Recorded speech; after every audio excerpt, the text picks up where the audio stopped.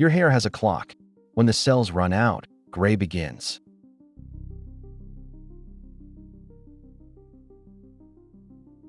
Your hair color comes from a single type of cell. There are only so many of them. They sit at the base of every follicle, hand off a small dose of pigment for each new strand, and then quietly retire. By age 50, half of all people have visible gray. Stress doesn't paint the hair white.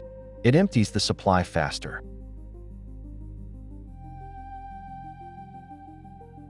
Hair itself is dead protein.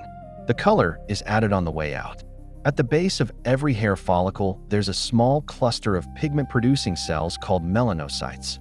Each time a new hair starts growing, those melanocytes manufacture tiny packets of melanin, the same pigment that colors your skin, and they hand those packets off to the keratin-producing cells building the hair shaft. The melanin gets baked into the hair as it grows. Two different kinds of melanin set the color. Eumelanin is dark brown and black. Pheomelanin is reddish-yellow. The ratio between them is genetic, and it's the reason one person is jet black and another is strawberry blonde. But here's the part most people don't realize. The melanocytes that live in your hair follicle are not the same cells that have been there your whole life.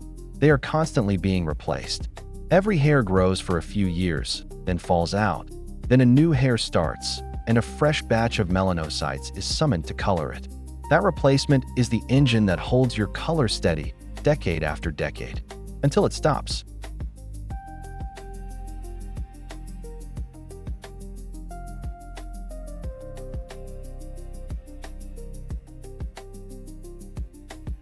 The replacement comes from a reservoir. Tucked into a region of the follicle called the bulge, you have melanocyte stem cells, MeSCs for short. These are the source. They sit dormant for most of a hair cycle, and when a new hair starts to grow, a few of them divide. Some of the daughter cells migrate down to the follicle base, mature into working melanocytes, and start making pigment. The others stay in the bulge as the next generation of stem cells. That two-pool system, one pool that works, one pool that waits, is exactly how every renewing tissue in your body operates, from your gut lining to your bone marrow. But your scalp got a finite allotment of MeSCs at birth, and the reservoir does not refill from anywhere else. It can only lose cells. Every hair cycle, a few MeSCs are used up and not replaced.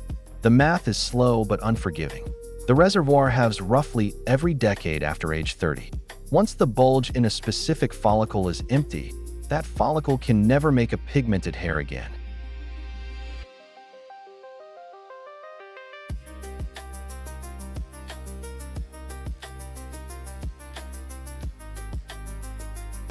Three things drain the reservoir. The first is normal time. Every cell division accumulates small DNA copying errors and oxidative damage, and the melanocyte stem cell is no exception. Eventually, a cell crosses a threshold and either dies or differentiates prematurely into a working melanocyte that will not return. The second is stress. A 2023 Nature paper from the Sioux lab at Harvard tracked individual MeSCs in live mice and found that under stress signals, the stem cells get stuck in a transit state. They migrate down, become working melanocytes, and never return to the bulge. The reservoir empties faster. The third is the immune system. In conditions like vitiligo, the body actively destroys melanocytes, and gray patches appear locally. Once the bulge is depleted, the next hair that grows in that follicle has no pigment factory waiting. The keratin cells build a hair shaft with nothing added. That shaft is not white, it's transparent. It only looks white because of how light scatters through hollow protein. The gray you see is not paint. It is the absence of a cell that has already run out.